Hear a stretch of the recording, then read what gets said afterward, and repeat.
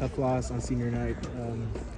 Some refereeing decisions didn't go your way, and I guess thoughts on the game as a whole. Well, you summed it up right there. Some refereeing decisions didn't go our way. You're right. So JMU's a very, very good team, and to play them with 10 players is a very, very difficult task. I thought we played very well that first 15 minutes of the game, and then for us to go down a player and then score was really good. But I mean, they're so good in possession. They're so good at keeping the ball. They just eventually just kind of wore us down. So. Yep. Yeah. No. What was your thoughts on when they gave the red card to Brooklyn, and just did you think that was warranted? No, or okay. No, I didn't. So I guess looking at the team shape, it was a 4-4-1 in the second half. How hard was it for you guys really to stay compact and kind of go on the counter? Well, we weren't.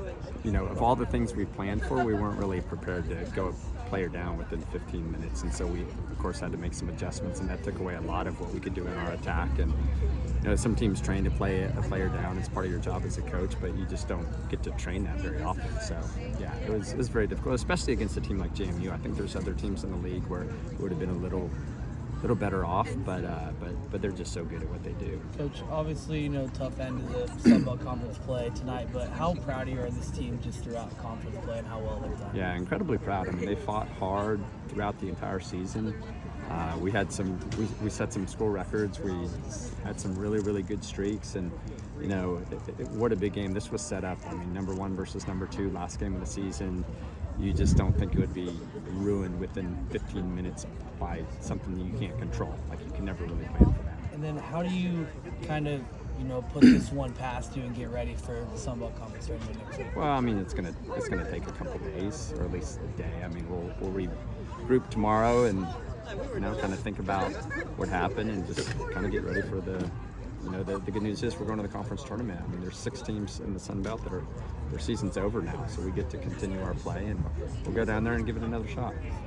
Yeah, for the senior group, even though this is not the night they wanted to close out their night here at home, but what do you think their lasting legacy for the senior group is going to be for this program? Well, all that they've accomplished. I mean, they've won so many games. They've set so many records. They've accomplished, I can't even name them all, but they've done incredibly well, and just great people, great soccer players, and yeah, they're certainly going to leave a legacy here. Yeah, and the next time we'll be on this field interviewing you, it's going to be a new era for this program going into the Pac-12. Just I guess, what are your memories about playing in the Sun Belt, and just what do you want this team going to the tournament to do in there as y'all try to end the season on a high note? Well, everything you do in the regular season gives you an opportunity to play in postseason play, and we've done that. So, like I said, to be in the top 8 is good. It's not easy. Sun Belt's a very competitive conference, top to bottom, and I mean, you look, and I think we're going to be the 4 seed, and I think maybe JMU is the 5 seed, and we're 2 of the best teams in the conference. And I don't think any other teams are going to argue that, and we're we're playing in the first round, and whoever the number 1 seed is, whoever that may be, pick your poison of which team you want to play in the second round. Yeah. So as we enter the Pac-12, a new era, some competitive teams, top to bottom, same thing. So I think the Sun Belt has prepared us for that level of competition. Yeah, what does it say about the Sun Belt, 1 through 8? How deep this league has been this year. What does it say about the quality of play in this conference? Yeah, to be fair, there's some teams that didn't make the tournament that are still very, very good. So, yeah, it's grown, it's improved throughout the years since I've been here, and it's nice to see how competitive the league has gone.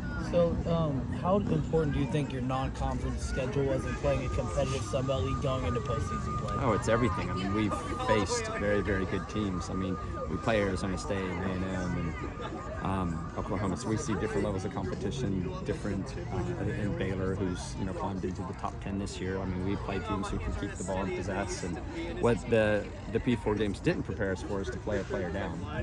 So there's that, but they certainly prepared us to play any level of competition in the Sun Belt. I guess would you say it was a good experience for your team at least? Obviously going down 10 men to practice that kind of pressing and just giving 110% to the final whistle? Yeah, no one really wants that practice. Yeah, I think if we play 11v11, this is a completely different game. And for us to score 2 goals with only 10 players against a very, very talented JMU team, I mean, there's something to be said about that. And we, as you saw, fought to the very end. So, and then we knew they would. We knew this was going to be a competitive match, and we were always going to leave it out on the field.